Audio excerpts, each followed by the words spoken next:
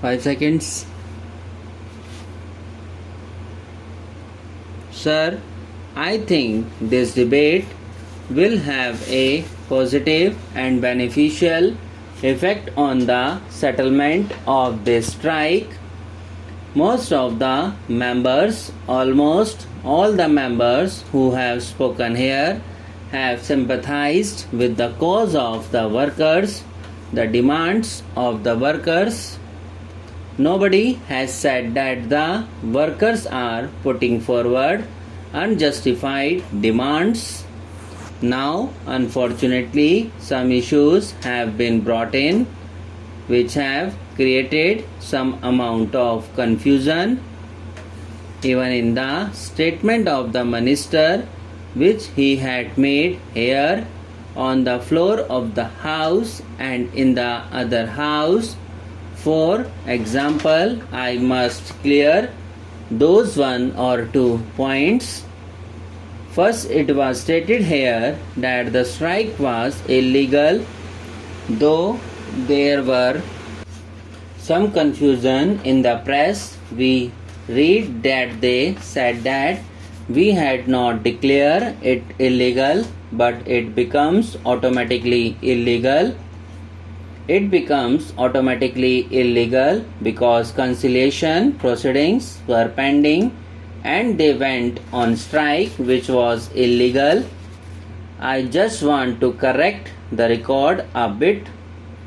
Under the Industrial Disputes Act, notice has to be given of strike. It has enjoined upon the employees of the public utility concern to serve notice before they go on strike.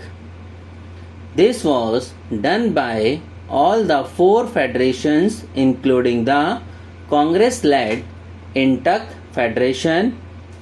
It is the responsibility of the unions that they have to serve due notice under Section 22 of the Industrial Disputes Act. Once a notice of strike is received, it is the responsibility of the government immediately to start conciliation proceedings, and the Act says that the conciliation proceedings have to be conducted by a conciliation officer. In the present case, no conciliation officer appeared on the scene for the simple reason that the negotiations were being conducted at the highest level between the minister himself and the leaders of the 4 federations. The question of conciliation officer coming along and holding conclusion proceedings does not arise in this case. It is not relevant because the negotiations were going on at the top level. Now to say that conciliation was pending, therefore the strike is automatically illegal, I do not know why they are making much out of it, except to try to confuse the public that we have done something illegal. It is said that essential services like water supply, firefighting, hospitals, electricity, etc. have been exempted from the purview of the strike. It is quite correct. We always do that. We have also exempted all defense cargo.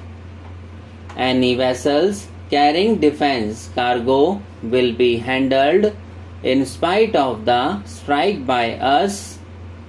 Passenger vessels will be handled.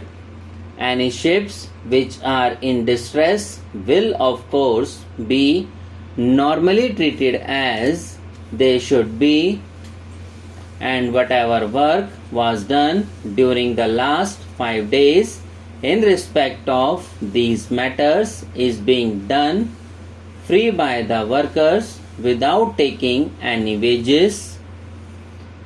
Don't say that our attitude is an irresponsible attitude.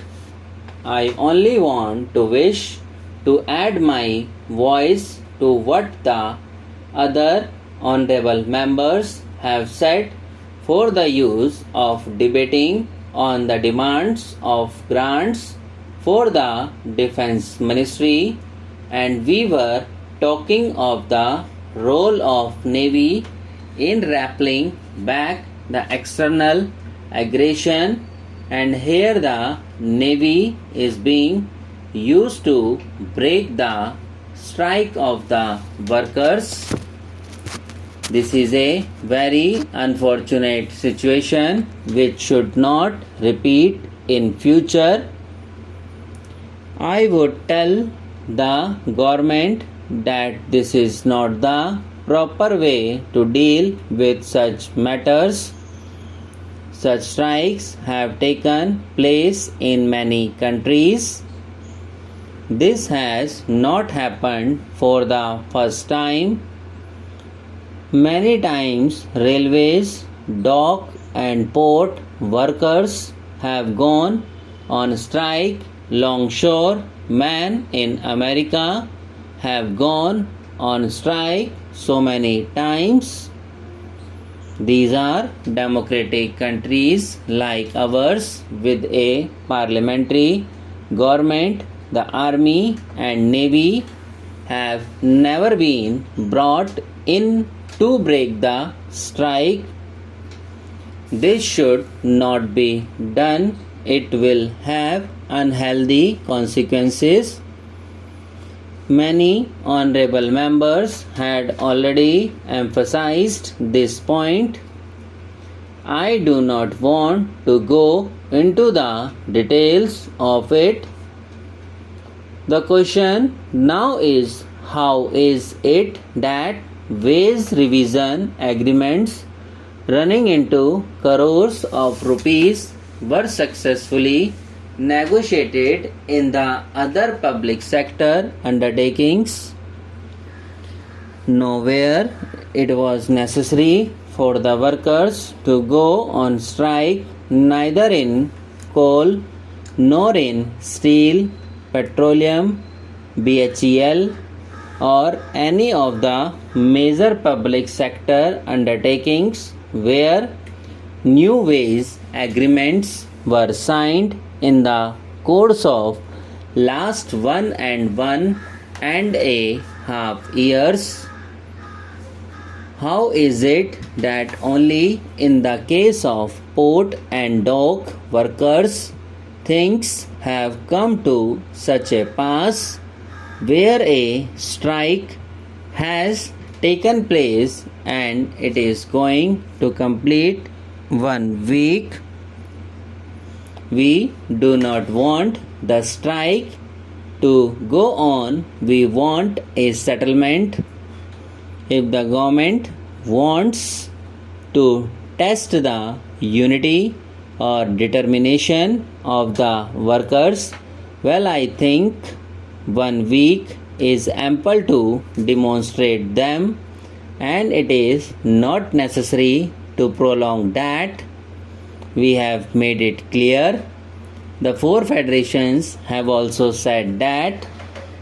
You have read that in the newspapers this morning. Subscribe now and press the bell icon. Never miss an update.